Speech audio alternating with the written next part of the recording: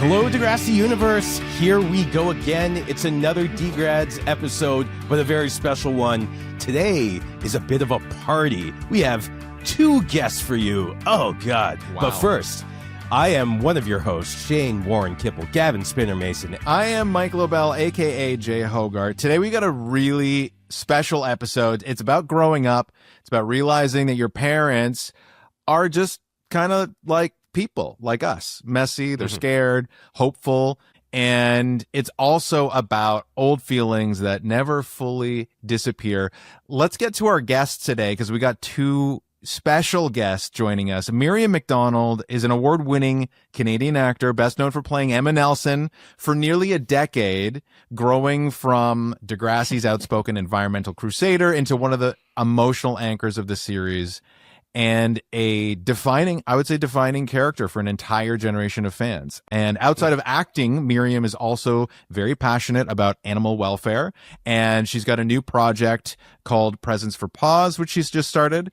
We also have joining us Stefan Brogren, who is an award-winning Canadian actor, director, and producer who played Archie, Snake Simpson, across multiple generations of Degrassi. And we are going to start calling him Archie for the first time, I think, in this episode. Are you serious? Really? Yeah. I won't do that. I'm absolutely not going to do that. From awkward Degrassi. I want to be called Stefan. It's serious. Stefan. Yeah, he's got an accent above the A now. Don't do that, please. He's become French Canadian. Yeah. That's right. From his awkward Degrassi high student character, Snake, to beloved teacher and mentor, Stefan became one of the franchise's most iconic and enduring figures on both on screen and behind the camera, and continues to direct and produce films and television projects today. Thank you guys so much for joining us. This is awesome. It's like, I'm so glad to see my old friends here. This is amazing. Oh. I feel exactly the same. It really, really is. And you guys said that I knew that Stefan was joining us, but I didn't know that Stefan was joining us. So then I saw him pop up and I was like, oh my gosh. Well, I feel like you guys were afraid. You're like, oh, by the way, Stefan's coming. Then I'm not doing the show. Miriam, come on. No. Listen, I promise you we'll read back on the text afterwards, Miriam. I will screenshot the section where I told you at least once that you're going to be joining Stefan, Mike, and I. But it's more exciting the this way. This is so much better. I love it. That was a visceral reaction when Stefan popped in. Miriam, you thought it was going to be all about you today, and then Stefan shows up. You're like, wait, what? Yeah. Yes, she was very disappointed. I could tell. Yeah. It's like, what the hell, man? I thought it was about me. I'm so happy to do this with Miriam. Are you kidding? This is amazing. Especially since I just watched the episode, like I told you guys, before we were on camera, freshly for the first time in a very long time. Me too. I watched it yesterday and I was like, what happened in this episode? And needed a recap. I bought a Samsung TV at one point and it had all Degrassi on it, and I put it on and an episode popped up and I was like, oh my God. Yeah. But so it was actually kind of, I don't know how you guys feel about watching yourselves. No, I am not a fan. Well, this is the whole point of doing the podcast, right? Exactly. Is that Shane and I might have been on a television show, but did we ever watch it? No. So maybe we should do that for the first time. That's wise. It's a good idea. And so many shows, they might have a lengthy run, but once they're off the air, people start forgetting about them very quickly. Very few live on in the zeitgeist for 25 years now. Stefan, you're, I've been around the block, man. That much longer. You've been around the block, exactly. So Mike and I, like the original reason was to see we were on the show, but now we want to see what all the fuss was all about. Why people still care about it. And you don't know what the fuss was about? Come on, Shane. Not through the eyes of a fan, though. Not through the eyes. Now, because we know, or at least I assume I was not the only one that would only read scripts that featured Spinner. And aside from those scenes, I had no idea what the hell was going on in the show. So now we're going back, and Mike hasn't even seen himself on camera yet, and we've done like 30 episodes. What are you talking about? Yo, because I don't come season 3. Jay doesn't come in till season 3, and we're only halfway through season 2. Then why are we doing White Wedding, which is season 5? Am I not? No. Did you watch the wrong episode? Season 2. What wedding were you watching? Everything. I was watching the wedding where Spike and Emma get married. Spike and Snake get married. Yeah. Yeah. That's season 2. Is it? You said 5. Okay, because I found it. But I had to ask, and this is so sad, I had to ask ChatGPT, what season are the episodes of White Wedding? And they told me it was season 5. Oh, yeah. ChatGPT is lies. Yeah. And so I was looking online, and then I was like, where the hell do I even watch Degrassi now? So I went to Tubi. And they didn't have it as season 5, and I couldn't find it. And so I put in White Wedding Degrassi on YouTube, and it came up. Yeah. So, wow, ChatGPT really is... They lied to you. Dirty. Yeah. I don't trust that AI anymore. No, do not trust AI. It could be 95% correct. It's the 5% that will get you every time. Seriously. Okay, so right. Mike, okay, you have not seen yourself in an episode. That's right. We're not there yet. So, which is great because I still don't want to watch myself on camera. So I might actually sit those episodes out entirely. Okay, Stefan, you can take over. Yeah, Should we just get into it? Let's dive into it. Sure. Let's go right in. As Mike said, it's going to be a little bit shorter of a recap. Usually we really get in depth, but this is going to be a very conversational episode. I hope you two both have a lot to say, I think. Yeah. I also have fan questions. We do. The Discord was a titter today when I told them who was appearing. So we've got some fan questions. I'll try to work it in while we're going. And if not, we'll do some after. But I think the value for fans is going to be chatting with you guys, reminiscing, going back to, if you can remember shooting this, making this, or even just what it was like to rewatch it. That'll be really great. Sure. So we'll do a little recap. It's going to be so easy to get sidetracked because I just want to ask you guys about your lives. You know, I know. We'll get there. No, we're the hosts. They have enough of our lives. Yeah, they know exactly what's going on. Exactly. There are only so many times I could talk about this picture of Britney Spears back here. Can't believe you got another point in. Okay. This is season 2, episode 12, White Wedding Part 1. The one where you get married. Yes, I know. The one where Spike and Emma get married. Yeah. So the Canadian air date was January 5th, 2003. The U.S. air date was January 6th, 2003. You know, those Americans, always a little behind. The writers, Aaron Martin with the story, Tassie Cameron also with the story, Aaron Martin with the teleplay, what a busy man, and director, none other but the great cowboy hat wearing Bruce McDonald. We always do a little segment where we sort of adjudicate the song that the episode is named after. And also, it is a bit of it's a flex for the writers, right? That they got this one really right. It's pretty on the nose. Billy Idol's White Wedding was released in 1982. It became one of his biggest hits. His, sneering vocals and the leather jacket and his spiky hair, iconic guitar riff. Billy Idol said that he wrote the song after learning his sister was getting married and feeling unsettled by how quickly and conventionally it all seemed to be happening. The White Wedding here is obviously not really being celebrated. It's kind of being questioned. It's it's a very cynical way to look at it. And that obviously clearly mirrors the arc of this episode. So there you go. Yeah. Now you know. There you go. Yeah. I'm not a huge Billy Idol fan, but I mean, Dancing with Myself is pretty amazing. That's a good song. It's a good wedding song, more than White Wedding. I don't know if they play White Weddings at weddings, but he's got some bangers.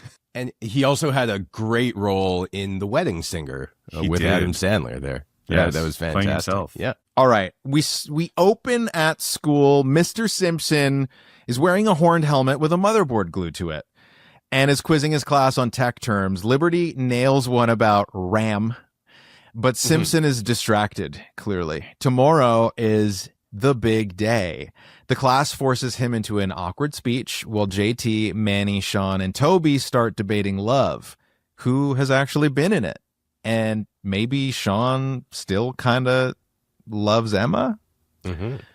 Cut to Emma, bolt upright in bed. She's late. She's screaming for Spike. Emma is completely panicked about the wedding prep. Tomorrow's the wedding and there's so much to do. Spike tells her maybe she should take something for those headaches while giving a very suspicious look to a bag of medication. Cue the credits. Since when do, at-home pregnancy tests come in white paper bags from Shoppers Drug Mart? That's what, aren't they just over the counter? It was also 20 years ago, so maybe the bags are different, Shane.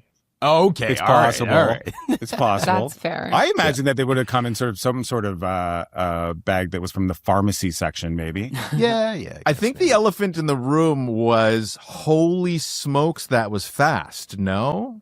The wedding? I mean, the last time we heard about Mr. Simpson, Snake and Spike was where they were dating, and Emma was not cool with it. And now we're getting married. Okay, you guys have to tell me how much because I just watched these episodes, and I'm sorry, the fans out there. Sometimes I like to think I'm a fairly good lexicon as far as this show is concerned, but how much have we actually led up to this wedding? This is like way out of left field, and some of the fans actually even asked. I've got a question here. Yeah, Miriam has a thought. Miriam? Yeah, Miriam. Did you sing Sometimes When We Touch? Yes, I did, but I think that was to try. Yeah, but I don't think it was. I think it was to make up for something in a future episode where, I sang it at the mall when we still had that mall set. So, we might be talking about something that's about to happen in the future because I'm trying to. So obviously, I mean, I think these guys know at this point. They have seen everything up to this point. Maybe it does come out of left field. Maybe that's a good thing. Maybe it was kind of like making the audience go, "Oh my God, this is happening!" out of nowhere. Maybe, who knows? So Stefan, let me just get something straight here. You're trying to tell our diehard fans here that after 40 years and like 400 episodes of Degrassi, some plots are blurring together for you. I don't think that's a legit excuse. Is that it? Okay, you're just going to have to deal with it. Yes, I should be watching it on a loop. I know I should. Do you know what your actual IMDb number is of episodes that you appeared in? You're the longest running character by far. I don't. I know I was in most of them, even if it was just for a line. And then when I started directing, I was directing them, so I might have just even a single line, if even that sometimes. So I'm not sure. It was a hell of a lot. But sometimes it was like, okay, guys, you're suspended. And then I leave, Hey, it works. It works. Yeah, it was. We had some fans commenting on kind of the whiplash of it all. All I know is I came into it going like, oh, yes, okay. Oh, she's got headaches. And then it suddenly all came back to me where I'm like, a pregnancy test is about to show up. Yeah. So it was either way. I think, maybe it might be out of nowhere, but maybe there's something to be said about it coming out of nowhere and making the audience go, what's going on? Oh, I'm invested now, Yeah. It is. Yeah, it is sudden, and it's kind of surprising in maybe a good way. And I think as film junkies, if you're not wise to the act of the, Chekhov's gun, of a woman either having headaches or throwing up for no explained reason in a movie or a TV show. It's going to be a pregnancy. It's pregnancy. Of course it is. Much like, knock on wood, but someone coughing for no reason usually ends up in, some form of cancer. Yes, exactly. I thought you were going to say if a pregnancy test comes out at the beginning, someone's got to pee on it by the end. That's what I thought. That's right. That would be the firing of the gun, I guess. Yeah. Now, I know that both of you, you probably don't watch Degrassi anywhere near as much as Mike and I do, but we have to say that now being halfway through season 2, watching you two, and you guys might not believe that we're not blowing smoke right now, but we find it so enjoyable watching you two, watching everyone, but like because of how our friendship has gone on for so many years afterwards, we're in a different part of our lives. You both kill it every time you're on camera, and it just makes it so fun for us to watch.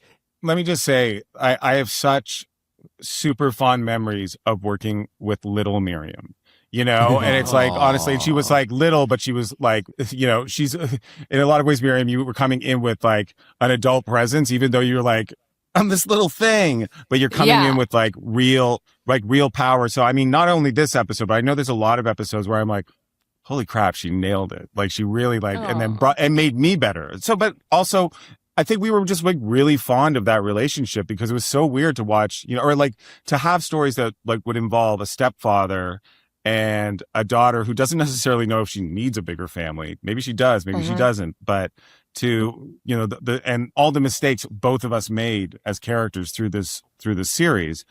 I don't know. I look back with such amazing memories of like this one. We even had, we've had some heavy stuff that we had to do on the show that I trusted working with Miriam very quickly, and that makes a big difference. Totally. The feeling is mutual. And we did have a lot of emotional scenes. And I know with you, Stefan, any of the times I'd have to like cry in a scene, it would come very easily because of what you were giving back to me. And I was like, that was like such a gift too. Cause I really was like, we had a lot of emotional scenes. Your cancer storyline, the pregnancy, the cheating with Hatzilakos. You catch me cheating? Like exactly. That scene where I come in and you like push me basically to admit it. I'm just like, that is maybe one of my favorite scenes from the show. But we should be talking about White Wedding, shouldn't we? No, we I love this. This is no. The magic is happening and you guys are vibing. I love this. Can I tell you a thing watching this that brought up a lot of emotions for me? Not positive. Were the and this is sorry. I know I'm jumping into the next episode as well, but it is sort of a big theme throughout, which is Sean going to go to the wedding? Mm-hmm. And it really has a lot more to do with the next episode, but everyone so desperately loving Sean and Emma together. It's like I watched it and I was like, Spinner never stood a chance. When he gets together with Emma, I was like, oh my God, they're watching this and they're going like, they're going to be together forever. So it's like the thing that I always like have fought so hard to defend your relationship. I was like, who am I kidding, man? It was going to be these two kids all along, Maybe the next instantiation of the series will bear that out. And you never know. You never know. But it was like Degrassi clearly loves these surprise weddings, though, because we're saying, okay, Spike and Snake got married on a whim. Yeah. We didn't really see it coming. Yep. Then Spinner and Emma get married on a whim. So Degrassi's just tossing out weddings here and there and everywhere. It's a device. But I will say really quickly, at all the conventions, and it's tried, tested, and true now, 90% of the fans that come up to me want to know about my take on Spinner and Emma getting married, and 90% of those people that ask are not fans of it. I've got several people in the Discord right now today said the same thing. Yeah. Let's have this conversation when we get to that. Was that Degrassi Takes Manhattan? I think it was Degrassi Takes Manhattan. That's seasons and seasons that's away. A whiles away. Yeah. We'll see you guys in a few years. Yeah. Listen. All right. Let's get back to it. At school, Manny is trying to convince JT that true love exists, but he's not buying it. Emma breezes by, dropping off homework with Miss Kwan, and Manny immediately pivots to Sean. Is he still in love with Emma? Shouldn't he come to the wedding? Well, Emma insists that it's over. Kinda. Mm-hmm. Manny then spots Sean in the library and decides to play Cupid. She accidentally invites him to the wedding. Well, accidentally in air quotes, because she's putting this on, pretending Emma asked her to pass along an invitation. Sean is immediately thrilled. There's obviously still a spark there. Mm-hmm. Uh-oh. Quite a brazen move from Manny, aka Cupid, in this moment here. Mm-hmm. I kind of forgot about this point because, as with Stefan, I have not watched this since 2002 when it aired for the very first time. And can we explain it's because we don't like watching ourselves? It's not because we don't love the show. I get it. People still can't fathom why we didn't watch it. But yes, we love the show. We support the show. We're champions of the show, but we just can't bear to see ourselves on camera. Right. And when you're 20 years past it or whatever it is, then it's like a little more palatable. But anyways, so I forgot about Manny's move where she goes and invites Sean. And I was kind of like, I was cringing for the whole thing because I was like, no, like Manny, don't embarrass her. But anyways, it all worked out. Miriam, there's a moment in there. I mean, your character, Emma, is she's a buzz. She's handed Kwan her shoes instead of her report. Yep. That was a Bruceism. Was that a Bruceism? That was a Bruce McDonald thing. Totally. He was like, he just has the quirkiest idea. So he's like, that was totally a Bruce thing. Mo S emailed us, and Mo S says, do you think Manny telling Emma, put on your shoes, was ad-libbed? It was exactly what I was thinking as shoeless Emma walked away. I literally think it was ad-libbed. I think it was amazing. Bruce. I literally think that it was just like, he was like, you're so caught up in the wedding. Like Emma was like the wedding planner, and she was like taking on this role, taking it so seriously. And yeah, that was his thing. He was like, no, you're just too flustered to like, you're in the car. You haven't even bothered to put your shoes on. And I'm pretty sure it was ad-lib. Yeah. Nice. Okay. Mo S, you've got a real Hawkeye for ad-libs. That was pretty good. There were some great Steadicam long shots in this episode too, walking through the hallways with Craig and Toby and JT. I couldn't tell that it was a Bruce directed episode, but now it makes a lot of sense. It really did have that style to it. Yeah. But there was a axis cross in that scene. Did you notice that, Stefan? He flips the axis there. Sorry, I know it was really jarring. I was like, "What's going on?" I didn't notice it. I am not the best for tracking crossing the axis. I cross the axis as a director a lot. Yeah. In general, because I find like it's actually just, I think in modern viewing, you can do it more. Was it messed up? Was it like a real eye change, or? It was actually like a 2-shot profile flipped to the same 2-shot profile on the other side. So they literally jumped. Yeah, it was like intense. Yeah. So that could be an issue. I don't know. Sometimes I don't know how we miss those things, but it does happen. Yeah. I thought it must have been intentional because it was so obvious, but maybe it is. I mean, listen, Bruce does a lot of weird shit that is like kind of draws you in and you don't know why. And maybe he's just like, yeah, man. Yeah. Just cross the axis on this one. Yeah. Just go. Yeah. Just do it. He's ahead of the curve. We're all in.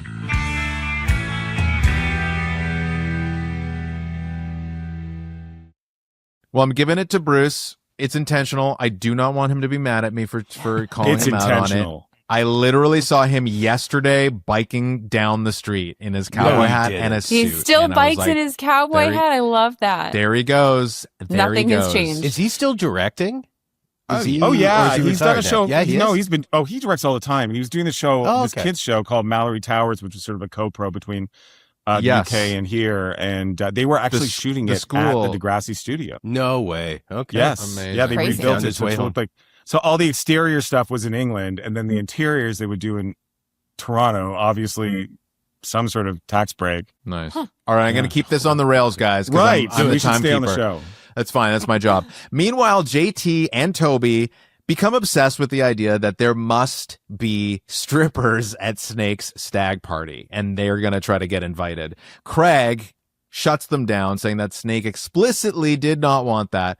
Naturally, this means Craig now has to go convince someone to have the strippers. Cut to exterior of Fillmore's strip club. Yes, this is a real strip club in Toronto, and the boys are trying to get in, but they are pretty quickly laughed out by the bouncer at the door. They were asking for Fancy, I believe. Yes, Fancy. Yeah, at Fillmore's, right? That was Broadview and Queen. Am I right? Yeah. Is it still there? I don't know. I think it's becoming condos. Yeah. But it's the Broadview Hotel now. It hasn't been a strip club in quite a while. Oh no, you're thinking of a different spot. That's was that Lily's? Was that was Jilly's? Spike apparently knows. We're like, no, it's like, no, you're talking about the House of Lancaster, man. Yeah, that's right. No idea. How are we aficionados on strip clubs? Oh my god! Also, why was that strip club open at like 1 p.m? Because guess what? Strip clubs are probably open at 1 p.m. There's probably dudes that go for lunch. They go for brunch. Yeah. Okay. Right. Strippers, bacon, and eggs. That's right.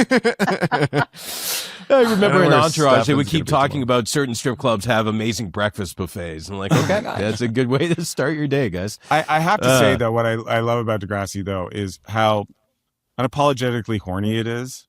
Like having our two 13-year-old boys and getting Craig involved is like there's no shame in the fact that they're just horny and they want to see some lady dancing. And it's like it's really refreshing to watch in the sense where it's just like it's not about that it's wrong. It's literally like there's a goal and it's to see a naked lady.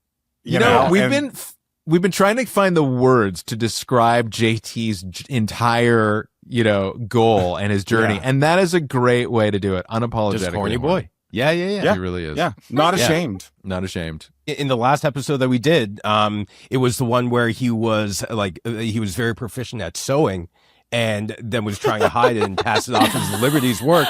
But as soon as he found out that Yes, I don't remember that at all. There was a sewing subplot. There was a sewing class where they had their project was to do a pillow, and then he was so That's good. Awesome, by the way. I love that. Yeah. But he was so good, and Liberty was bad, and he switched with her because everyone started making fun of JT for is like, hey, you're gay, you know how to sew. So he's like, I'm not doing this, I'll take the lower mark. Anyway, at the end of the episode, everyone finds out he's the one with the craftsmanship, and as soon as the girls start asking him to make skirts for them, suddenly right back to horny JT. He's like, but I will have to measure you girls. Oh my God, me first. And he's winking at everyone as he's it was great. It was great. It's very so endearing. Funny. Yeah. Outside the grocery store, Craig moves to plan B, convincing Joey. Joey initially says no because Snake wouldn't want it, and also it's sexist, but then immediately convinces himself that an ironic stripper is somehow progressive. I loved how quickly he was able to talk himself out of his own position here. This is my take on it, is that this is one of those moments where I'm like, it's Joey Jeremiah. He never would have said no. He'd be like, oh, hell yeah, I was going to do it anyways. Like Snake's not getting a stripper, you know? I mean, there is the mature Joey that comes along with this, but in the back of my mind, I'm like, Joey wants a stripper there. Totally. So far, we've seen a really mature Joey. He's had to deal with Craig and all of the stuff with his father and being a new dad for Craig. And so, he's been pretty grown up, but I agree. This would have been a moment for the old Joey to creep back in. And I also love, if nothing else, he just wants to make his, lifetime friend uncomfortable. Like, I have been to so many bachelor parties where the best friend has done something torturous to the guy getting married. And I'm always like, sometimes you're like, oh, it's not that bad, but you can see in their face, they're like dying. And it's like, that's why bachelor parties probably suck mostly. It's like, especially for the bachelor, because they're going to be the one that's like, I have to explain this now. I have to go through it, and I didn't ask for this, So, I mean, I agree that the right thing for Joey to do was to say no, and then he gets talked into it. But, there's a bit of Joey's character that's like, what am I talking about? I got to do this. Yeah. For all the homies. For all the homies. Yeah. Back home, Emma is getting a perm. There's a conversation online raging right now about whether it was a wig or your real hair. So it was like numerous wigs. I think there was like at least 2 different wigs, because one was like the worst version of the perm and one was like a semi better version of the perm.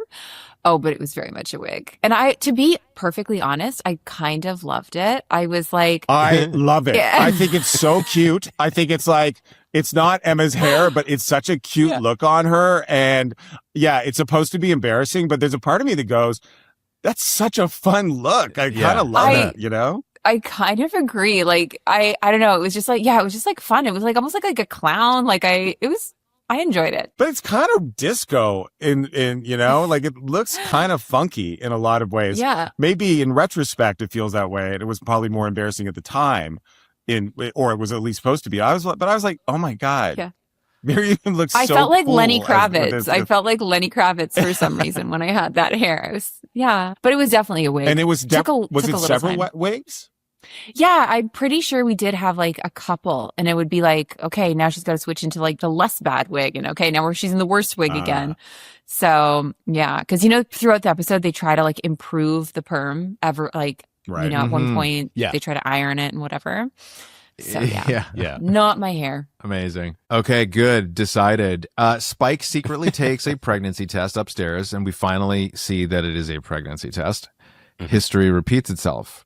Then the doorbell rings and disaster. The wedding cake arrives, but it's actually for a bat mitzvah for a Rhoda. And now I'm getting major Rhoda spinoff desire here. Who is this Rhoda? Who is Rhoda?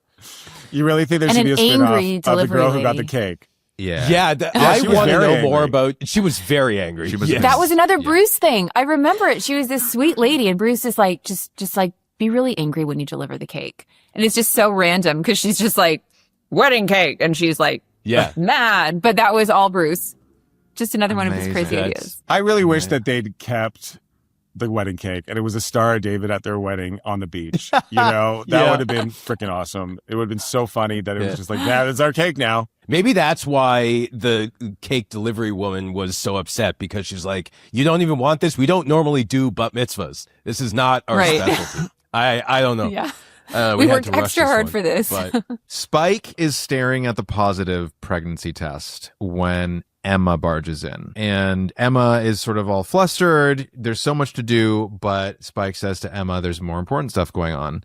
And that's when she just comes out and tells her the full truth. She's pregnant. Emma drops the cake. Oh, that's why we don't have the cake there. Yeah. We dropped it. Okay. Yeah. Well, fair enough. And you know what? I was just going to say, in that moment when I watched it, I was like, Emma's also having to like accept that there's no turning back. Now she knows her mother and her teacher have fully slept together. Like, they're not just dating. They're not just like hanging out on the couch.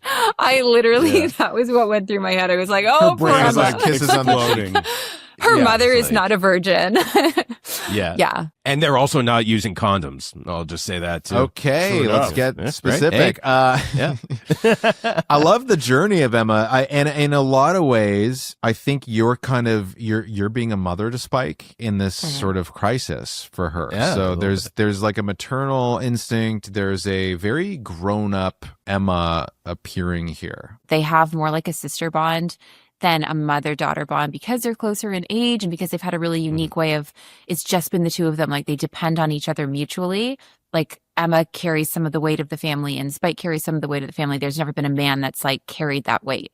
So I've always thought of them more like a sister bond. And you're totally right. I think she really was like almost mothering Spike through the thought process in her, young, unexperienced way. Yeah. I mean, when I watched it for the first time in years. Now, I don't think I'm jumping ahead another scene, but the fact that Spike was really willing to sort of give up everything because she was, I was pissed at her a little bit watching it, where I was like, come on, you need to be an adult and figure this out and talk to the guy and find out what his real take on it is, at least at that point. And Miriam is Emma is the one that is basically going like, do I have to be the adult in this situation and tell you it's going to be something? Like, but I watched it pissed off at Spike, not Amanda, Spike, that she was making that choice right away. Do we think that this might be, I don't want to say like a trauma response, but she was pregnant, very young. There's something about the way she behaves where she kind of like regresses a little bit into her younger self, and kind of becomes a little bit lost. She like becomes the child there a little bit. Yeah, that's kind of like how I took it. I think that's really smart take. Like, she associates it like she automatically is the same 15-year-old. She's re-experiencing it, a familiar situation that she only experienced as a teenager, and she's reverting back. I think you're right. Yeah, for sure. A traumatic psychological response. I just want to say really quickly, I found something bothersome about Emma having to try to talk sense into her mother, who's considering aborting a child, to the child that is the product of not being aborted, though very much unplanned. Right? Well, she kind of says it too, right? Yeah. It's the same scene where she's just like, man, I made this mistake once. Oh, Emma, I'm sorry. Oh, crap. Yeah. I know. Yeah. It's not the first time I think Emma's had to be the parent in a situation in that household. So I do agree very much. Well, outside now, Emma, looking fully electrocuted from the perm, vents to Manny, who thinks the pregnancy is exciting. And then Manny casually mentions that Sean is coming to the wedding. Emma freaks out, understandably. Please uninvite him immediately. And at that moment, Lucy and Caitlin arrive to help prep the wedding and are greeted by Emma looking like the Bride of Frankenstein.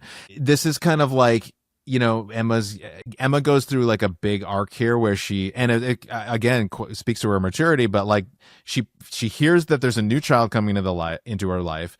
There's an immediate second or first child syndrome response, but then by the end of the episode, she's fully metabolized it and is like, you know what? I'm actually really excited to have a little younger brother or younger sister. Like, this is such a wonderful thing. Maybe it'll actually be just the thing my family needs to get like closer together. So I thought that was interesting. I feel like it was intentional, kind of switching the dynamic between adult and child here, I think. Yeah. And I think it's also showing Spike, like, because in her original pregnancy, obviously she picked one path, and this is her now like pondering that there was another option. And I think it's just kind of like, yeah, of course, Emma's going to be very, very far on one side of the spectrum, like being a child that could have never been born. So I think she's always just going to be a champion for like anti-abortion and all of those types of things. Is she a champion for anti-abortion, or just because she's I think of Emma as such the liberal leader? Well, it's interesting because then she has the debate with Manny's pregnancy, and she's like very much not thinking she should. Wait, am I messing up? Oh, I don't think so. But I think that's okay. Guys, don't worry about any of that. Yeah. Yeah, my whole thing is that I feel like Emma is absolutely cool with someone having an abortion, just not in her world because of how she personally, like, I don't think, am I crazy to think that, Miriam? No, I do think that's fair. Like, I just remember like the scenes like where Emma's always just been very passionate about, well, I wouldn't be here. If you'd have made that choice, I wouldn't be here. And I remember a similar conversation that she had with Manny when Manny was in a similar predicament. And like the Craig and Manny situation. So yeah, I hear you. I think for her own mother and her own family, sorry, my dog is like trying to get in the room. She definitely, would not want to see that happen. But you're right. She is so like liberal minded and wanting everybody to have their own voice, etc. I think I have to ponder this one a little more. I'm actually saying that I think it's a really interesting aspect of Emma, that we've seen her make mistakes based on her, she's such a like a liberal rebel in a lot of ways, and still fighting when that something that she believes in affects her personally, which I think is the whole point of, watching someone that has such high beliefs and still when it affects you personally, those things go out the window. And I think that happens human for Emma, it's very human. Yeah. Now, I want to ask, this episode, aside from maybe mother-child reunion, but maybe not even that. Hello, puppy. Hi, puppy. Who's this? Oh, puppies! Oh, more puppies! Morning, look, there's another puppy on the screen. It's a puppy party. Goodness. Damn. Sorry. We had that had to happen. That's okay. That's awesome. So we're very much into the next gen run. Stefan, you're the only original cast member now that has like, a foothold. The others come in every so often, but Snake is there basically every episode. Was it refreshing to kind of just, have all your old friends back and you're like, this is the show that I remembered? And also when you're done with that, Miriam, was it weird to be outnumbered by all of the original cast members for the first time? And like, did you feel like it was very exciting, or like this doesn't feel like the show that I'm used to right now, and this is a little strange? Yeah, I mean, it did feel like it was a different show. It was a different dynamic, and it felt like, oh, do I fit in? Like am I cool enough for these guys? Like it felt like, different show. Yeah, no, I mean, I feel the same way, but in the opposite also. It's like, do we as the adults fit into this show, even though everyone knows as kids, if you've watched junior high, and so there is something to be said about that. I really enjoyed it. I thought it was really fun, like the whole bachelor party aspect of everything. But there are times where you're like, especially as like you're growing to see where this show and its focus needs to be, which are on the kids growing up. I think there is something to be said that it is fun to watch those kids you grew up with still having to deal with stuff that makes them kids by accident sometimes. But my whole thing more than anything else was watching Anais on the show. It doesn't piss me off. It's just like, I hate bringing back like that I think is a very important character, and it's just basically like a little supporting thing. That's no one's fault. It's, I mean, you want to have those original, like those faces that you recognize, but she kind of just comes in. And it's part of like the, I'm so glad you guys are getting together. But those things, I'm always just like, I got so excited to see Anais in it, and I was like, what is she doing this? Like, okay. you know. That happens though. I mean, what was there a conversation in the beginning, like, you know, when the new show started, was there a conversation that you had with Linda or, you know, any of the powers that be, that was saying that we're thinking of having Snake be in the entire series, or did it just did it play out that way? This is a question as well from Save the Earwigs on our Discord. Was it planned from the get-go that you would be permanently on the show, or that you would be coming back? And in what ways was it discussed before you rejoined? There were conversations before Next Generation came back where people are going like, when we first heard they're going to bring back the show, we're hearing it through other people. We don't know what's going on. And, you know, I've talked to Pat every once in a while, and he's like, they're bringing it back. And I'm like, that doesn't guarantee anything, you know, like that we're coming back to the show. And then we were asked to go to dinner. It was myself, Pat, Stacy, and Amanda. And the four of us were there. We're like, okay. And basically it was Linda and Steven, and they just sat with us and they said, so listen, the show's coming back. And the logic of the show was that Emma is now going into junior high. And we're like, oh, this is really interesting. And they made a point of saying, we would like the four of you for at least this first season, or I can't remember if they actually said that, but we want you guys to be regulars on the show. And we're like, okay. So it was decided off the top that we would be returning characters at least, especially, you know, Spike and Snake being in the school. Pat, you know, I think, you know, by season 2, they've introduced Craig, which has sort of reinvigorated the Joey character in a lot of ways. Yeah. So yes, it was brought in before we even joined the show that we were going to be returning and be involved in storylines that sort of meshed with what's going on with the kids and what their lives are. Really, it's always going to be about the young people, like the teenagers on the show. But we want to make sure that since you were teenagers, you're going to it's really fun to watch you make mistakes as adults. I think. Yeah. So, it was always addressed that way. It made a lot of sense. I think that we were some core characters that were still in the industry also. So it made some sense. Meanwhile, Sean at his place is working on, guess what? A motorcycle with his brother, genuinely excited for the wedding. When Manny arrives, she makes quite an entrance. She trips. Is that another Bruce thing? Yeah, it's got to be 100%. Another Bruce thing. 100%. Does not relate at all to the story, but it's a weird character thing. There's no way that was in the script. That was all Bruce for sure. Yeah. And Manny arrives to confess to Sean that she actually kind of maybe a little bit lied about the invitation and that he is no longer invited. Sean tries to play it cool, but he is obviously crushed.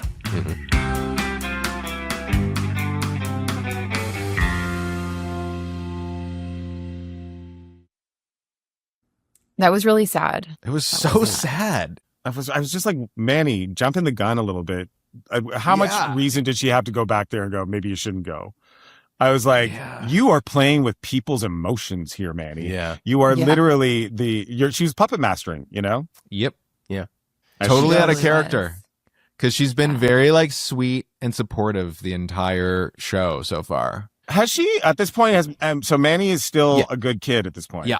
Yeah. She hasn't done the thong. No thong. Till season 3. Not yet. Oh, she hasn't uttered a lie. She is like no faux pas. Okay, well maybe this is foreshadowing to her enjoying being a bit of a disturber. It's possible. Yeah, maybe.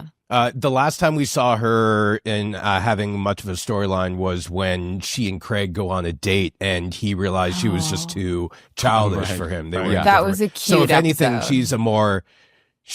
it was a very cute episode, but she was very juvenile in that one. And I think that would play into like, you know, the emotional maturity awareness of this, of, you know, trying to play matchmaker with two like wounded hearts at this point, and trying to make this work when no one is asking for it. Yeah. But I mean, I did things like that when I was a kid, and I wasn't, wise enough to know that I was playing with people's emotions. Ruining people's lives. Is that what you're saying? Yeah. I still ruin lives on the daily. Wow. Yeah. Talk to my mom. Our email is dgradspodcast@gmail.com if you would like to write in and tell us how Shane may have ruined your life. Don't open that up. Don't, please. Back at the, floodgates. Back at the house, the old School's Out crew reunites. Hugs, nostalgia, wedding talk, and talk about the party, what's going to happen that night. Snake mentions they're not ready for kids, kind of offhandedly, and doubles down on it, of course. And when Spike hears this, she quietly absorbs all of it in horror, in shock, in disappointment. It's not what she wants to hear at this point. Well, guys, last episode, we didn't even know they were getting married, okay? Yeah, so Snake's I know. going to be like, I'm sorry, can we just get through the freaking wedding first and then talk about kids, maybe? Yeah, we're moving It's going to happen, fast just not here. today. I mean, if you were pregnant today, you should have an abortion right away. Right. We have a wedding to talk about. Again, to your point, Stefan, it's like something that could easily be cleared up if two characters had a basic conversation. That's all it requires, but then there would be no drama. Yeah. Right. Yeah. That's right. False stakes. That's right. False stakes. But we're not going to get too nitpicky because we love it. Okay, the bachelor party is beginning. Loud music, plastic cups full of beer, the works. And then JT and Toby show up, reprising their Miami Vice outfit look, by the way, which I thought was, that's got to keep coming back. Tell me it keeps coming back. I love this. This is their second time doing it, right? Yeah. Yeah. They did it at the school dance. At the school dance. Exactly. Yep. And they're hoping to catch a glimpse of Fancy the stripper. Well, Joey immediately kiboshes this, telling them that putting both of their ages together and they'd still be too young. And also inadvertently ruining Craig's life, who thinks he might have a shot of being present while the stripper is doing her work. And he gets sent to his room. So he slams the door in their face. Nobody's happy. The burning indignation in Jake's eyes as he's shutting the door on them. It was But priceless, once again, priceless. this is one of the best things about Degrassi. This show's not about a bunch of young guys and their over-sexualization of this woman or being male chauvinist pigs. It's literally about, can I see a naked lady? They ruined it for us. They ruined it for us. And that's what it's literally such a great subplot of just going like, guys, I mean, how do you want me to see this? I got to see a naked lady sooner or later, right? So Yeah. I think it's Like, they're so committed. They bring their camera. Like, they're ready. Yeah. I didn't notice the camera either. I wonder if that was a Bruceism. That seems like it would be. No, Yeah. I meant that like video camera thing. Yeah. No, that's what I mean. Oh, but was it a Bruceism? Hey, I don't know. I honestly, that could have been in a script. That could have easily been like, oh, and JT brings a camera, you know? It was an early version of a selfie stick is what that was. Right. Yeah. That was Very much so. the second time we've seen that. Second or third time we've seen that too. Yeah. Every time And Bruce directs an episode, there's weird props abound. Yeah. Just in the background. And I'm always like, what is that? I was just going to say, I literally laughed out loud when they screamed when they saw Raditch. Cause I was just imagining they're like ready. They're going to see something really like exciting. And then his face comes on. And I literally laughed out loud when they screamed when they saw him. So I just enjoyed it. I thought it was a good moment. I also love that Raditch is like desperate for fun. Like, and he's like, this is my one opportunity to do something fun on this whole freaking show. From the very beginning, that man is always the big pain in the ass. Yeah, And you can see that Dan was very excited to play like, yeah, I got invited to a little bit of a dirty party. And it's like kind of one of those things where he's just like, thank God they didn't have a camera. He would have been fired the next day probably. So Yeah. Right. Three-dimensional. Yeah, All the let his characters hair are getting down, to he do. was dressed yeah. down. And also, can I He just wasn't say even- the girl that played Fancy was an actor that I used to see at auditions all the time, and it's one of those things where it's like, this is fun, right? And she was like, oh, this is a blast. This is super. This is going to be great. That was a real actor, you know. And let me just say, we did on Degrassi Junior High an episode where Snake, Joey, and Wheels go to a strip joint, and then we were 13, and we get in. And also, it was during the day. It was during the buffet hours. And So this is a throwback, which I'm just they throwing love back. doing. Yeah. And it was not an actor who was our stripper in that show. That was a real stripper. And she wasn't wearing what she should be for television when they first started shooting. And So they realized, you like, as 13-year-olds went to a legitimate strip club with a legitimate stripped stripper. we shot it at the House of Lancaster during the boy. day. And there were real shows going on in certain areas, but they were told you can't be in this way because we're going to have kids here. But they hired one of the Wow. real, maybe not from there, but they hired a real adult dancer. and who came out with a whip and was wearing just, they literally, no one knew. You could tell the adults didn't know what to say. They're like, I'm sorry, we need to cut. We got to start this again. So you can't bend over that way in front of the boys, like that sort of thing. Oh my gosh. So yeah. I don't know if they learned their lesson, but we had definitely just a professional actor to play fancy versus what we did, decades before. But I'm sure you guys had quite a story afterwards. It was freaking amazing. It was so, we had honestly, this is insane. This is totally insane. And you're there during the day, you're like, this place is so germy. That's right. And the unions are strong now, and the road to safe sets is paved in strippers. In Degrassi blood. In Degrassi blood. Oh, good. So, do you tell your parents about something like that? Like, innocently? Mom, Dad, guess what I did on set today? Oh, yes. Oh, absolutely. Yeah. Oh, my God. I mean, because at the end of the day, it's still a safe set. But you're going like, with that kid, I got to tell my parents, I was like, yeah, we were at a real strip joint. It was crazy. Showbiz. That's what I recall. Maybe I was also like, you don't need to know. Showbiz, it's a weird business, folks. Mm-hmm. It really is. To contrast the bachelor party, at the bachelorette lunch, Spike is miserable. The mariachi band has got to stop. Everybody realizes that something is really wrong with Spike, and she finally reveals to her friends that she is, in fact, pregnant. But she's so shaken because of Snake's comments about not wanting more kids. She just does not know what to do. Mm-hmm. And suddenly she is doubting the entire wedding. And I think this is the first time where she kind of floats the idea like, I don't know if I'm going to go through with the wedding, and I don't know if I can really go through with the pregnancy. Well, that's what's happening when you have margaritas, right? Well, she wasn't having margaritas. She couldn't drink. And she's right. Oh, my God. That would have been even better if she was drinking on the pregnancy. No, she declines. She declines the drink, which is the thing. Actually, the story point. Yeah. And she's very forceful about it. Like, no. Yeah. We're building the drama to the big thing, Totally. I could hear Bruce saying, like, can you just like really underline that no there so that it's very clear why you're not drinking. We just need maximum clarity, Yeah. Right. The poor mariachi band. There's like making their nice music. I felt bad for them just getting shooed away. And there's a bit of a tasteless joke where she's like the 4 dead Mexicans. Yeah. Oh my God, she says that? Yeah. Wild.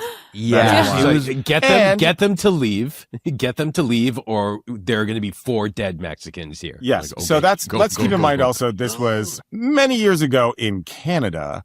Yeah. Where when you hear that today, you're just like, is Spike MAGA? Yes, Spike is MAGA. Yeah. It's just, super cringe. We also shot that at it's a club that still exists today by the waterfront off Cherry Street. And it's Cabana. Well, that's what it is today. It's Cabana now, but it was something else back then. But they had just opened back then. They'd only been open for about a year. But now it's been an ongoing club over the years and changed. But we were sort of wasn't it called the Docks back then, or the Sound Academy? Oh, one of those. And they had go-karting there, maybe right? It was the Docks. They did. We went go-karting. Yeah. We did at lunch. As a cast. No, not at lunch. No, we had a night. We had a night there. Yes. One You're night. Right. But there was also some sort of a cast lunch go-karting something or other. But we totally went as like a cast. Okay, so later, Emma and Manny talk about Sean. They're watching a movie, by the way, and one of the fans pointed out that there's a KFC bucket. I just want to mention that there's a KFC chicken bucket. We caught that. Thanks for flagging that. Are they concerned because they think that Emma's vegan and she shouldn't be eating it? That's a good question. Wouldn't Emma have vetoed the KFC? Well, they had Beyond Chicken back then, right? Oh, no. Sure. No. Yeah. Yeah. Okay, so Emma and Manny are talking about Sean, and Manny basically says, I let him down easy. He's cool. No, he's not. He's dying inside. But okay, whatever. Sure, Emma accepts that. And then Emma starts talking about how she's warmed up fully to the possibility of this new baby. She thinks that the family might bond over this. But when Spike gets home, and she's clearly upset. She kind of confesses upstairs in her room. She confesses to Emma that she's making mistakes and she doesn't feel like she can go through with this wedding because of what she overheard Snake say. And so she's probably not going to go through with the pregnancy. And Emma is, I don't know how to describe it. She's shocked. I think she's taking it really personally and maybe a little bit appalled. And on Emma, completely stunned, we freeze. Yeah, I liked the moment where she's telling Manny that she's kind of excited about having a little brother or sister and that she's excited about feeling like a family. And yeah, because I mean, at first she really was very like against the Snake and Spike connection. Like she was very uncomfortable about it. And now she's finally warmed up to it. She's finally warmed up to it to the point that she wants to, like, she can see the beauty of the family unit. And now her mother's shutting it down. And her mother's also shutting down something that she feels so passionately about. And yeah, I think it's a lot. Like when I watched Emma like sneak out, I know I'm jumping ahead, but when I watched what she does next, where she wants to go and take matters into her own hands and tell Snake, I was kind of like, oh, Emma, like at it again. Like really, like you couldn't just stay in bed and like let your mom deal with this. But then I see her side, like she just so genuinely follows her heart on these matters. Yeah, she was really excited to have a baby Jack. And the fact that Jack just like fades into the ether as the seasons go on is kind of disappointing, but that's a whole other topic. That's a whole other story. Yeah. That's for another show. Yeah. I love how Emma is put in this situation of a mom that's getting married to her teacher. It's happening so quick. The parents are acting like children. And also the idea that, yes, Spike is so close to her daughter that she doesn't mind saying these things on a whim and not realizing that Emma's need for structure, or at least saying, can we commit to one idea at a time here? I think it's a smart thing to have Spike be all over the map. Totally crazy. But it does make it a more interesting cliffhanger to go, you just put this girl who is always dealing with so many things in her life, and you're actually making it worse. And now I have to be the parent in a lot of ways, or at least what I think is the responsible one, because mom is going off in 10 different directions. It's good drama. And it's but it is also a really fun way to make Emma rethink about what she really wants, especially at this point where she's like, I don't know if I want this man in my house. And now she's in a place where she's like, but I think I was ready for a family. Yeah. You know, so it's a great way to leave a show and make you think what is up next, because God knows it's only going to get worse.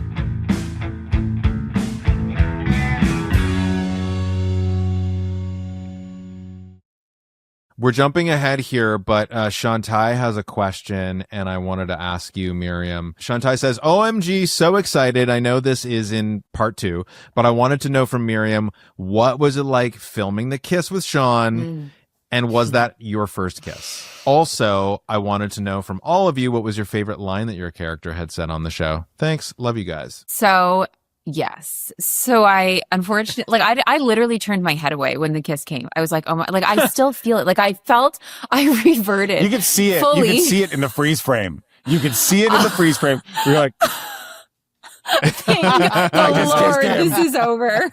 Thank everyone's the watching Lord. me. Oh my God. And I was so stressed. I was like, okay, like they want more than just like they don't want that. Like they want like a real kiss. Like I'm supposed to like open my lips. Like I'm supposed to open my mouth. Like I literally read Cosmo magazine to figure out like how am I supposed to do this? And like, oh, I was like, I really couldn't watch it. I felt the same shivers that I felt on the day we were filming.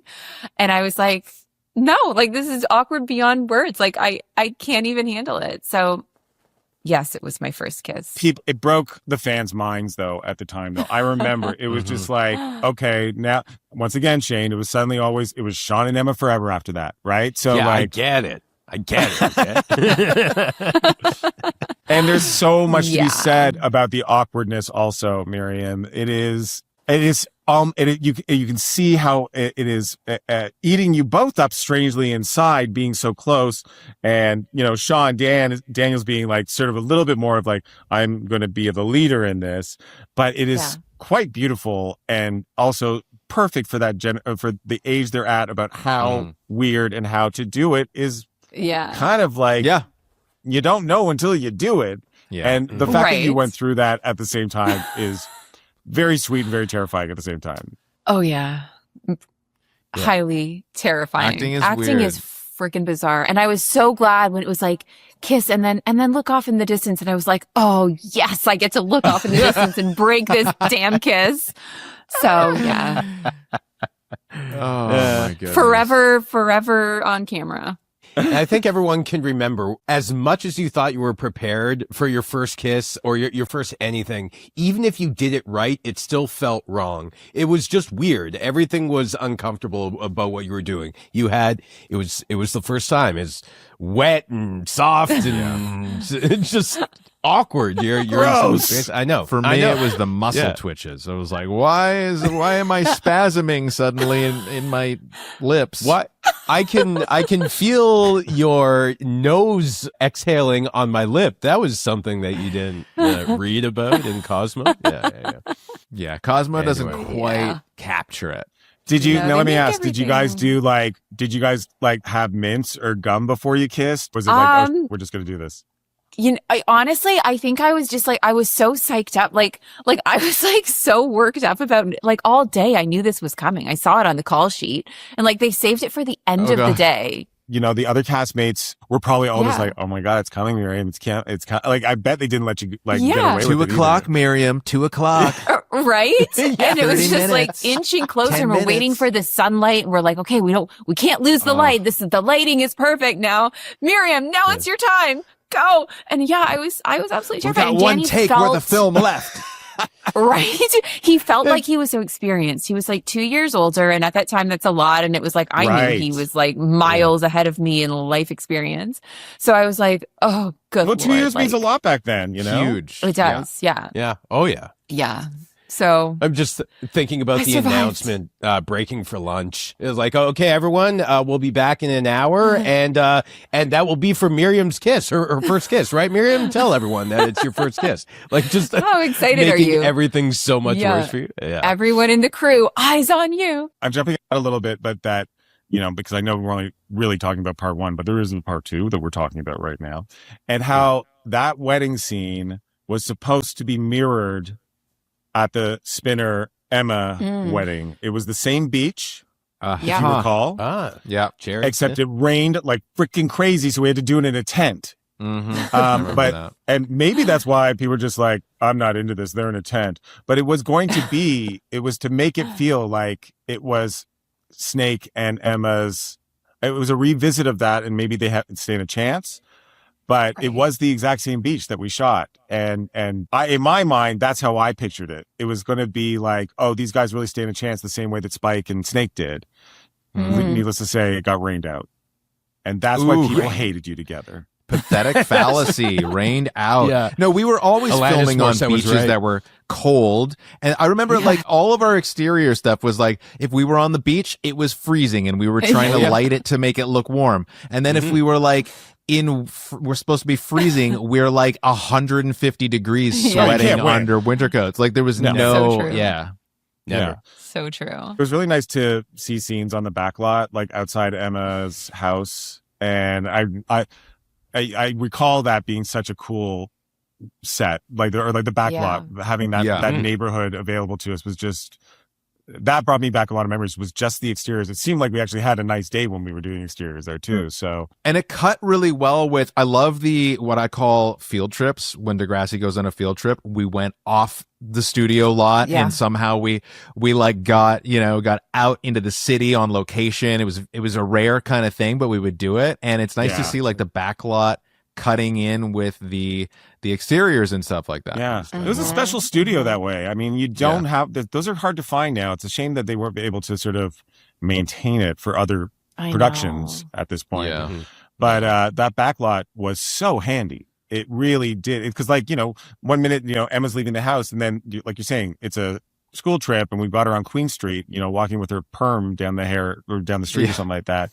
It cuts perfectly. You would never know. Yeah. And makes for a better show, if you ask me. Yeah. We need more streetcars. Need more streetcars in this episode. We love the streetcar transition. when we're talking about good use of the space too, that one Steadicam shot where Jake, Ryan and Jake were walking and like planning to get the stripper, trying to convince Craig to entertain the idea. They ended up in one of the production hallways at the end, right next to the craft services. We actually exited the studio corridor and ended up in craft services. I want to rewatch That's where the scene stopped. Yeah. And it was decorated. There was a chalkboard that made it look like it was, a quasi classroom. But yeah, it was right next to the public bathrooms and craft on the other side. Yeah. I mean, by the end, guys, you can imagine that they were just looking for any extra space that we hadn't seen before that was supposed to be the school or someone's house or something. It's just like, let's just use Linda's office. That'll be fine. That's your bedroom now. I bet, Stefan, I would have loved to be there like right at the end as you were doing that stuff. Cause and oh my God, like trying to reinvent spaces, and then or going like, hey, can we shoot on the roof? I don't think we've been there since season 4, sort of thing. Yeah. So like it's always trying to find those things that would in that studio space that felt new or original, let alone that there were no big dogs on set. Miriam, so I'm just getting mauled, guys. Don't mind me. Oh God, she'll be fine. Did you have to get special permits to film on the roof with the amount of crew and weight? No, I think you test things out. It's the same with like, I don't know if like my biggest thing of going like, oh, we really have to do it this way when I was directing was Degrassi Goes Hollywood, and Cassie's on top of the bus and she's singing with Nina and Delmar and Raymond or something like that. And they're like, they have to, if they're going to be up there, they all have to be tied off and they all have to, and like, we're going to have to green screen because we're going to have to put mattresses all around them. I'm like, are you serious? And that was just a rude awakening for me about how things work. Stefan, I'm still pissed that they vetoed the drums on the bus. 100%, dude. I forgot you were the freaking drummer. It was like pan across the top. And just a quick tilt down to Mike playing the drums. Like, I was like, can't be on top. And I did I shoot like a look up, like we're having so much fun. It was not nearly as fun as it would have been if the drums were on the bus. I guarantee you, man, we wanted you on the top of that bus with those drums. It's just like, you're lucky you get to put those teenagers up there, so. Yeah. Mike, you know how much the drums shift. If you were on that bus, you would have my God. I would have fallen backwards 70 times. All right, we're almost at the end here, folks. But speaking of you directing, Stefan, Gertie the Dino, we love you, Gertie, sent in a question for Stefan. As you started doing more work on the show behind the camera, did you get more of a say in the direction of you or other characters? And generally, what was that transition like for you? I had as much say as I had with a group of writers who are basically saying why it needs to be the way it is. And then you have those debates during, once you've read the second draft for me, I trust writers and I expect them to do things that are going to, Miriam, this is ridiculous. This is so funny. Everyone who is not a Patreon subscriber, they just want to see the Miriam puppy show. Marty, let's go. If anyone here is not subscribing to Patreon, I don't think there's a more pertinent reason that you should get on that subscription immediately. Because if you could see what Miriam is doing throughout this entire episode, you're working harder than all of us, Miriam, right now. Yeah, she is wrangling her massive puppy this entire time, and this really puts a new spin on Presents for Paws. It's the best. Anyway, Stefan. Listen, you got to trust the writers, right? You have to trust the writers. And then you see what happens on the floor. And then you're like, oh, we should try this. You might shoot a note back to the writers. Or we had, we had Stephanie Williams on set, who was sort of our in between as far as going like, hey, can we sort of push the character this way? By the time first of all, maybe for myself, I would maybe want to try to change a line here or there. Also, when I was directing, I wasn't really thinking about Mr. Simpson that much, except about how much fun I can be with the other cast members as being the principal at one point. But I'm trusting the writers and I'm trusting the actors to do what they think is the best choice. And I always wanted to try to just find ways to push people further, to make them to make choices and then see which one works. So you might go, hey, can you do this laughing through your trauma And the actor might have said, no, I'm not doing that. Or they'll be like, yeah, I'll give it a shot. Let's see what happens. But you're trusting your actors, you're trusting you're trusting the writers, and your whole job basically at that point is to go, how do I make this make sense? So you might call something out, but I think at the end of the day, also it was a good show, and you had to trust that they had a plan and a reasoning, and that if an actor was concerned, they would go talk to the writers. But if an actor wanted to try it on the spot and it changed. I mean, that's what we watch. Honestly. So when they're like, hey, we're going to put Emma and Shane together, Spinner together, I'm like, oh, I'm all in. They're like, you think that's fine? I'm like, let's try something different. Let's just see what happens, you know? Mm-hmm. And personally, and this is the truth, I love when you guys get together. I think it's such a next chapter of like embarrassment and is it right? Is it wrong? Are they still married? Who knows? But I truly believe that it was like something that these two characters had to go through that was kind of like separating themselves from who we've known them to be. And that can be a punch in the face of the audience at the same time, because they're just like, never have I ever seen these two characters interact in any certain way. But I think you also did, since I don't know if I'll be involved when you guys get to that episode, that I love how you guys interact. And I thought it was very sweet and very charming, and like trying to be something more that, you know, is interesting to see as a character, watching a character. So I'm always for like writers throw something at us and see what we can do. Nice. You know, what you just said kind of opened my eyes a little bit to the Emma Spinner thing too, though, because maybe it really like it does allow them to get out of sort of like the stereotype that they live through, because they don't have a pre-existing like they're making bad choices. They weren't friends. They're making bad choices. I mean, they spontaneously got married, but like maybe they're just going to bring out a completely different side of each other because they're just unfamiliar to each other. I mean, I know it was in the writer's room for a very long time that there is, because your characters were so different sides of the spectrum. Like Emma's this, you know, sorry, Shane. Emma's this intelligent, forward-thinking, cares so much. And then you've got Spinner, who's like, I go through crazy shit. You know? Like, man, I got cancer. What am I supposed to do now? You know, like, it's like, you know, she's like, man, I might have got that my friend shot. It sucks. You know, and he's going through, and there's something to be said about these two characters who we've watched grow in so many ways and so much further away from who they should be together. It always came up. And I was always just like, wouldn't that be wild? You know, if they hooked up. And at one point it was, they should just hook up. And then we reached that point. I know we're jumping way far ahead, but no, this is great. And I'm sure fans are loving this actual honest discourse around it and get a little bit more of a peek into the writer's room and what everybody was thinking.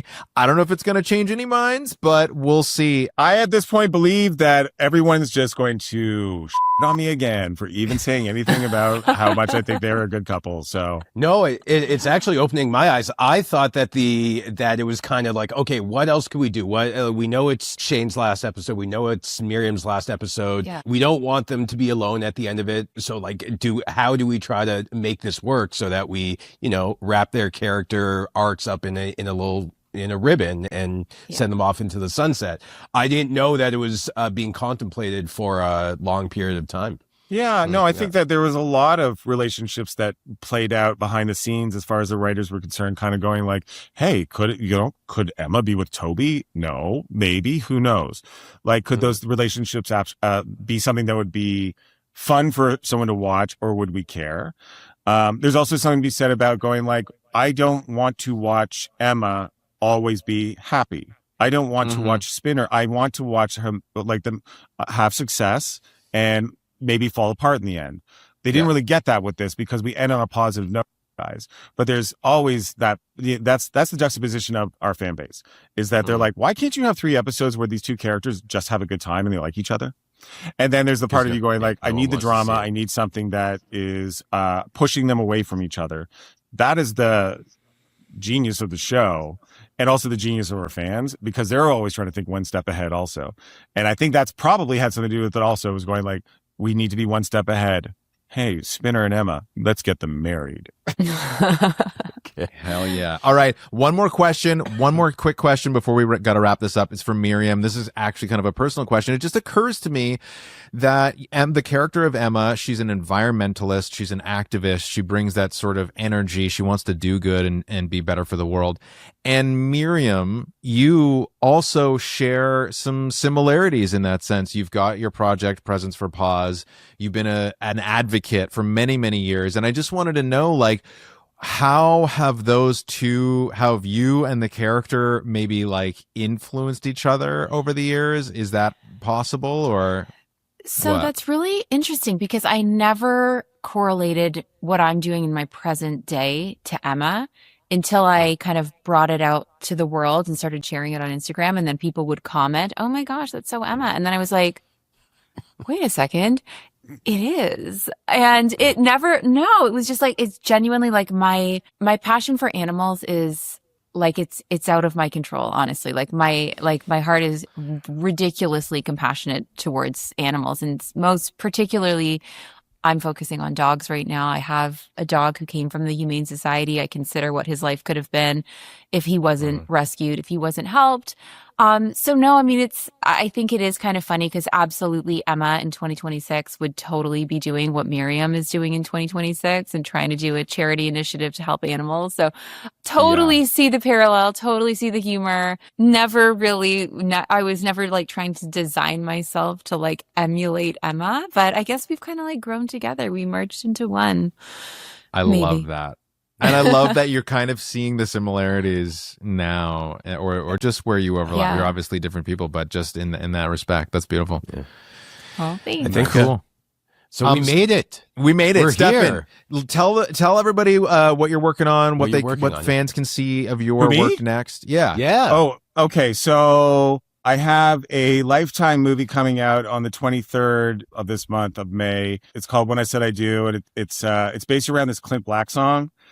And it stars Sarah Drew, who's from like Grey's Anatomy, and it's basically about the song is the backdrop, but it really takes place over a year as these two rescue workers are trying to decide if they're actually going to commit to each other, but she's not willing because her last husband died in a very in the industry of saving lives, and she's like, I just don't want to go through that again. So it's like, will he give it all up for her sort of deal?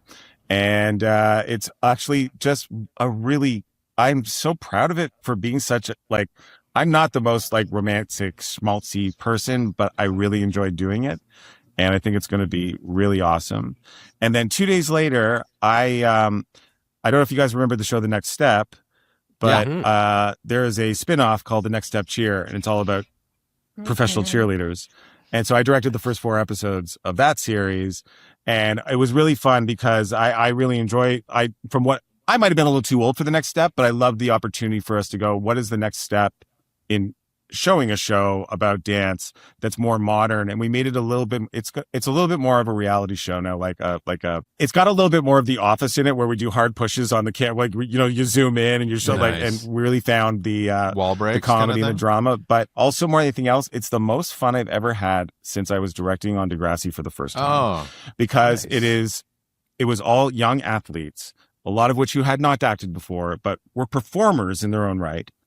And that comes out May 25th, I think. So I'm very excited to see that as well. Honestly, I remember the feelings of like, this is how I felt when I was directing Degrassi, because it was like, hey, you guys can go wild. You can do stuff. You can try stuff. I'm like, okay, it's a blast. It was a blast. Awesome. Well, we look forward to go check those out. Check both those projects out. Miriam, can you tell us where people can interface with Presents for Paws? Yes.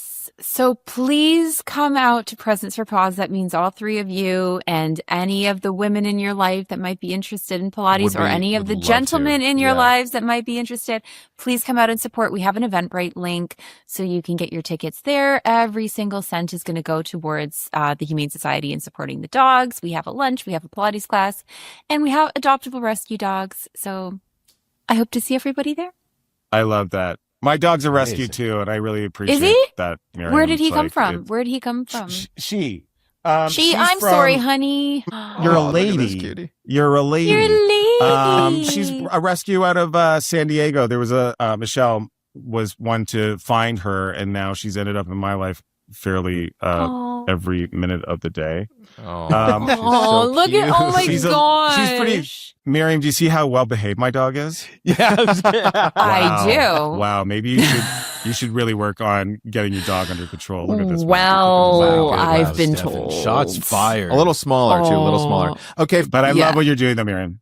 Thank you. If you like what we're doing here on D-Grads, please don't hesitate to drop us a like on all of your podcast apps, review us, comment, and if you want to get emails to us, you can write us at dgradspodcast@gmail.com. We also have a Discord, D-Grads alumni, and of course, you can get early access video episodes to this podcast on our Patreon. Just look up D-Grads and you can find us there. That's right. And as I was saying, especially for this episode, if you wanted to see Miriam wrestle with Morgan, her dog, for the entire episode and wonder what all those sounds that you couldn't quite put your finger on might have been. You just do a supercut. Just do a supercut of it. Stefan, Miriam, thank you so much on behalf of you guys are so great at this also, by the way. I'm really impressed with what you guys have been asking. And Miriam, always a pleasure. Always a pleasure. Really it's so nice to see you guys. Truly, truly, truly. To all the alumni out there, this has been another episode of the D-Grads podcast with Shane Kipple, Mike LaBelle, guest stars Stefan Brogren and Miriam McDonald. And we will see you all next week.